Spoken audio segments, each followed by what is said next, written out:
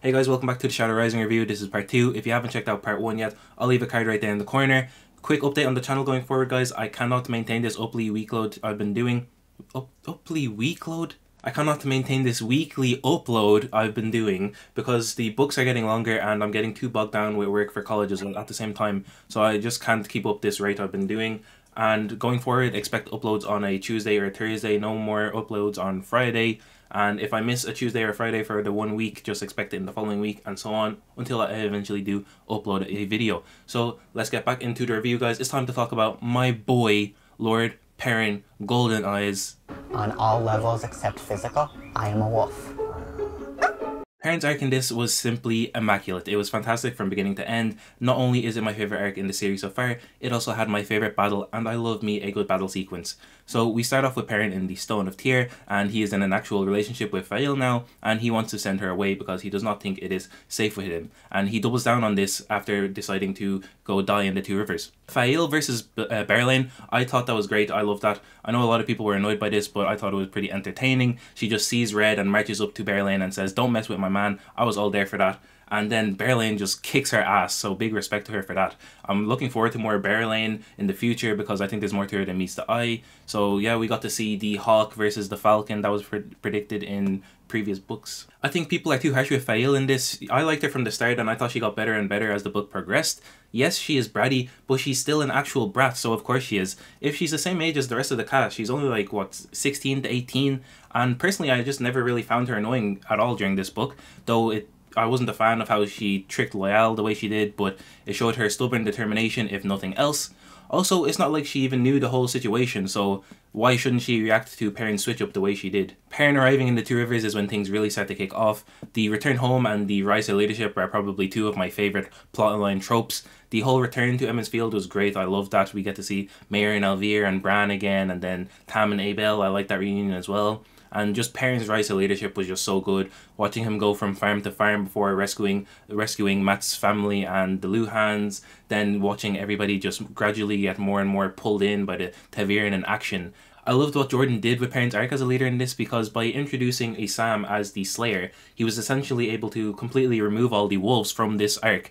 And that, for me, besides the enhanced senses and the Telerian and Riyadh stuff, it made me feel like the arc was more about Perrin the man, not Perrin the wolf brother. You know, it's Perrin Ibarra who has to go through this growth, and I just really loved watching him learn to lead. We get to see him learn all these lessons, like how to be a symbol for his people and how to deal with their problems, even if in some cases he's not the one to actually deal with the problem.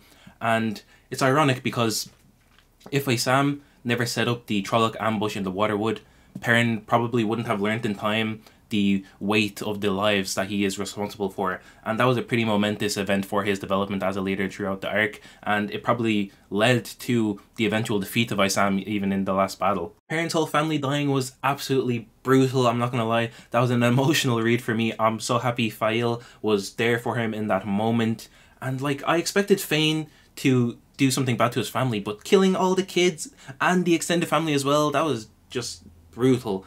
And I saw some people were not too keen on how quickly Perrin seemed to get over their debts, but I think that's just a very surface level look at things. We did see that these emotions were just suppressed in his case, and he is a leader now. He does not have time to mourn. He needs to care for the living and weep for the dead later. But even then, we see that these emotions that are suppressed, he still deals with these throughout the arc. It's pretty clear that these are the main motivation for him to hunt the Trollocs so determinedly throughout the book. And even then, during the final battle, when he's thinking about all these dead Shadowspawn, and they are not even close to being enough for what he's lost. So I was just really happy for him to find his cousin Jaim, I think is his name. Don't know how you pronounce that, but I thought that was really cheesy how he just showed up like that, but I was still very happy for a parent to have that happen. Okay, so recording session number 3, got a phone call earlier while I was doing this video from the hairdresser saying she was available to do my braids, and I was out the door as soon as I hung up the phone, so I'm a bit disorientated now. What was I even talking about?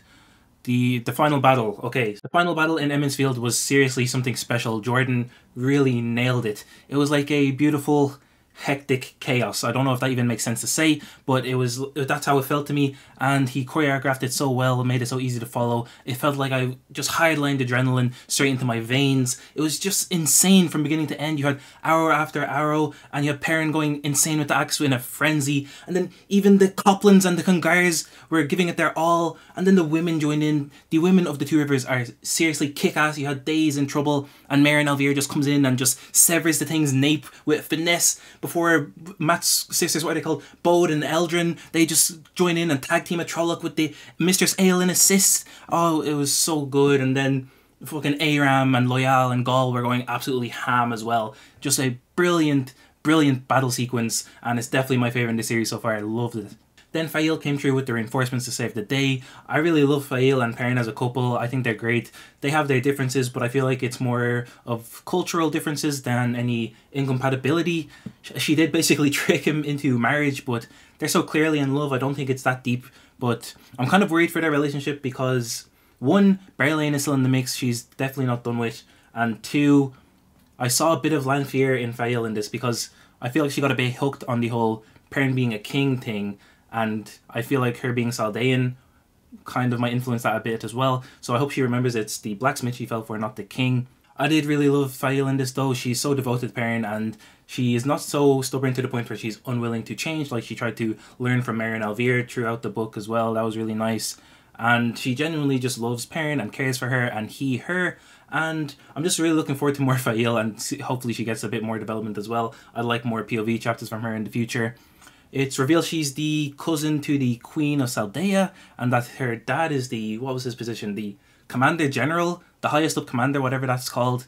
And I think the Queen's name was Tenobia. So I'm really looking forward to Perrin meeting the in-laws. I feel like that's going to lead up to some funny moments, and also probably some dangerous moments as well. I doubt the Saldean royalty and army will be too keen on Perrin on first meeting. Once again, Wheel of Time has, without a doubt, the best companions. We have Gaul, Aram, Loyal, Tom, Damon, Joylin, Egianin, Laras, all the rest of the Isle. Like, it's insane how much I enjoy this supporting cast. I don't think I ever have enjoyed one this much before. I guess Gaul and Aram are Perrin's generals going forward. I don't know if Isle custom will allow that for Gaul, but Rand is Carn, he does bring change. So in the same vein, I guess Bane and Chiad will stay with Faile going forward. They seem pretty tight, and I guess Chiad will want to be staying with Gaul as well. Aram and Gaul, I really loved them in this. I really enjoyed how much more we got of Gaul after the last book. We get to see how much loyalty he has for Perrin after Perrin saved him from the White Cloaks. That was great to see. Likewise in Aram. It is a bit sad though that we got the Rain and Ela reunion, but it ended up the way it did, but I guess that's life. And we got the payoff on the Tuathan with a sword that, who was it? Egwene saw in the last book, I think. Or no, it was Min, not Egwene. Loyal, great as always. Not much else to say. Loyal is just always perfect. He's definitely dying though. It's just confirmed in my mind now because he keeps going on about this book that he's writing, but at the end of this book and at the end of the last book as well, there's a quote about Rand's journey, but it's not even from Loyal's book. It's from some other person's book called like Suleiman. So I guess Loyal is going to unfortunately bite the dust at some point. I feel like Perrin was teed up to be the one who finds the Tuathan's lost song in this, but I'm kind of confused because the Karathon cycle says he who comes with the dawn will make green things grow, so I thought that was Rand. And then Min in book 1, when she initially looked at Perrin, she saw trees blooming all around him in his aura, so that's just confusing me. I feel like because I think the old Aes Sedai that Joe and I saw in that flashback are the ones to set up all these prophecies, I feel like they're less reliable than Min because they're going off their foretellings that I don't think are as accurate as Min's have been. So I think maybe he who comes with the dawn might be Perrin, but that's just confusing me because is he who comes with the dawn not even a dragon? I'm just really confused. I'm not even going to think about it anymore.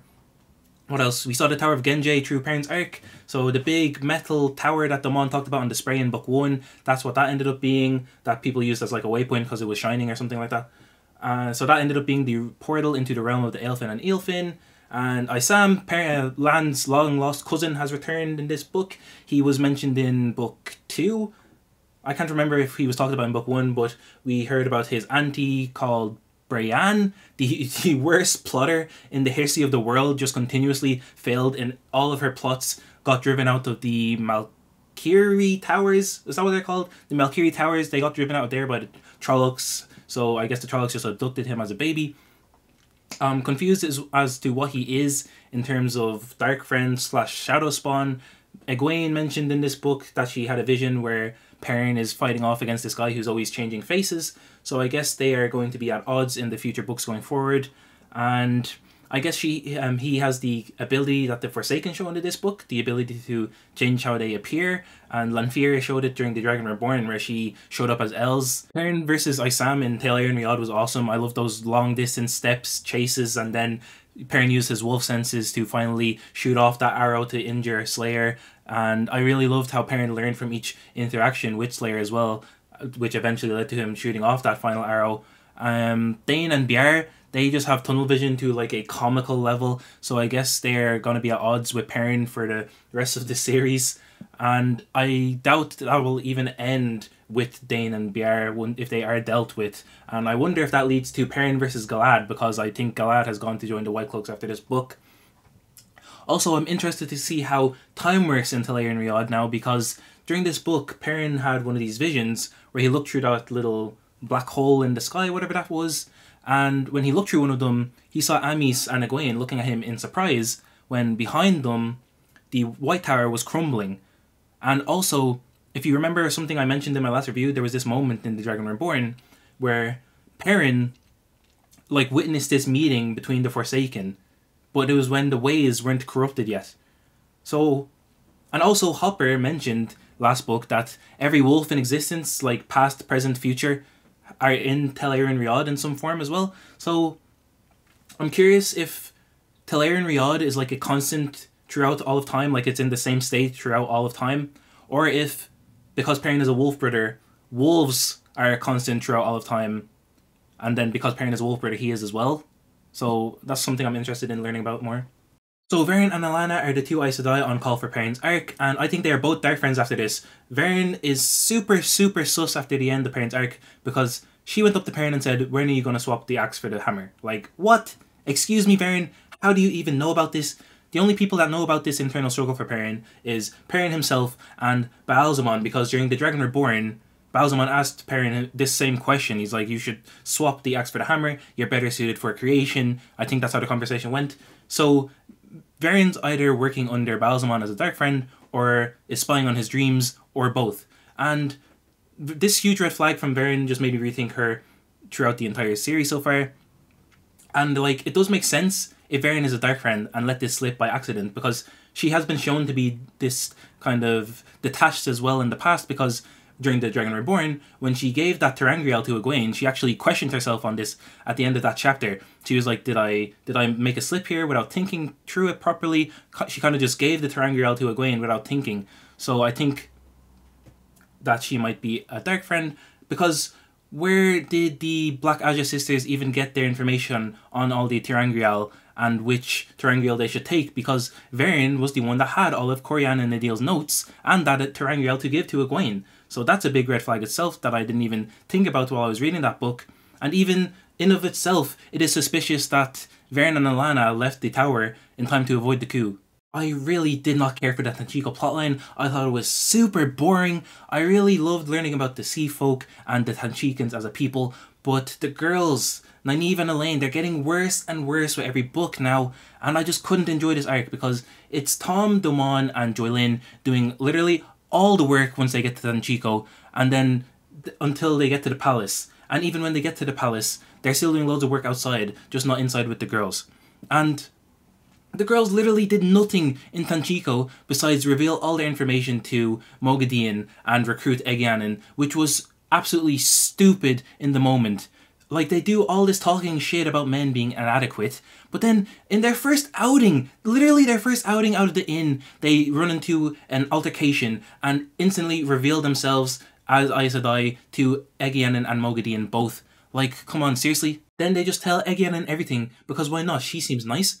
And this wouldn't annoy me so much if they did not spend the entire arc going over how useless men are and how they always overextend themselves and get in the way. Meanwhile, all three of the men individually find the Black Aja by themselves using their own connections and skills.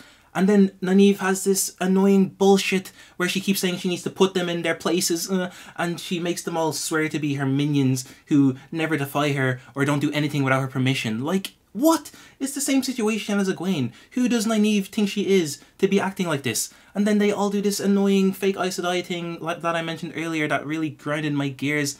And if I have to hear one more time Elayne say she is the daughter heir of Andor, I'm going to put my head through my window. That was so annoying. Then when they finally make a plan for the palace, they're adamant on not letting any of the guys have any input. Like, seriously, why are you being like this? And then, like, how do they have such inflated egos? Like, seriously, I can expect it from Egwene, or Elayne rather, because she is actually the daughter heir of Andor, but Egwene and Nynaeve are just two village girls. They still did get some good character growth though, like Nynaeve, she dealt a bit more with her temper, and she showed some character growth being willing to apologise to Elayne for taking that risk of confronting Moghedien, and Elayne too got some nice character development here. She got her character fleshed out more, we got to see her enjoy this freedom she didn't get while she was in Caemlyn, and we saw that she slowly kind of let go of this consideration she always had for how Morghese would think of what she does. And I enjoyed her time spent with Tom as well. Their time together was nice. Like, if my mind was as clear as Elaine's while I was drunk, I would be a raging alcoholic. Like, it just feels to me like the more Nynaeve and Elayne have character development, the less likable their personalities get. Like, Egwene was really just a saving grace for this arc for me. I really liked her, and watching her struggle with her fate and what she has been taught as a Seanchan. I'm really looking forward to seeing more from her in the future. I hope we get a lot more POVs from her. Unfortunately though, it seems that she will be teaming up with Egwene in the future, which I'm not looking forward to, because during The Dragon Reborn, Egwene had this vision of her confronting Rand with some other women, and one of them was Seanchan, so I guess that was Egwene. And Florin Gelb makes a return in this book. I didn't expect that. That was a pretty funny callback. He is the ship hand that Rand and Mat accidentally got kicked off the spray when they ran on with the Trollocs chasing them. The ending for this arc just didn't work for me, guys. Maybe it's because I'm coming over from anime and manga, but the power levels in this are fucking atrocious. The Forsaken are so lame besides Lanfear and Elan Morin. They're just getting tossed around by these people who are reincarnations, so they're just broken by default, and that just isn't satisfying to me in the slightest. Yes, I think Nynaeve is a reincarnation now as well. I think everybody of major importance is now, after Birgitte explained all the legends, are just waiting until Eren Riad to be reborn.